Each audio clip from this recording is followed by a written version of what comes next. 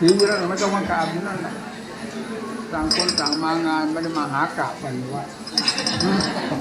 ต่างคนต่างมาในงานมากราบหาอะไร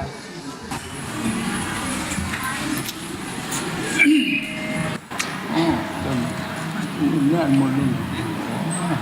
เอาขาของตามพร้อมกัน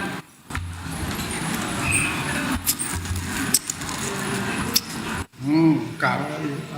กราบอะไรอีกโอ้อะไรกูไม่รู้ละพอเราไม่ได้มารับกราบใครนะเราจะมาหาทองคำต่างหากถ้าทองคำแล้วกราบไม่กราบเอามาเลยแล้วมากราบไปเฉยแล้วมาอยากรับมันไม่ใช่ทองคำมือเราก็มีเรากราบก็ได้นี่ยากเลยวะมีน้ำไหมล่ะเนี่ยเอาน้ำมาสักหน่อย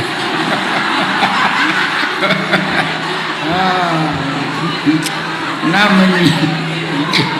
กินแก้วเปล่าน้ำไม่มีใส่ไปไม่มีน้ำเสียท่าหลวงตาเสียท่าแล้วขึ้นบนธรรมะก็เสียท่าบนธรรมะมาน้ำมาแก้ท่าสิเสียท่าเอาน้ำตาลมาอีกแล้วโอ้กินอะไรนักหนาวะกินน้ำเปล่าๆมาพอวันนั้นพอไม่ล้างปากอะไรเลย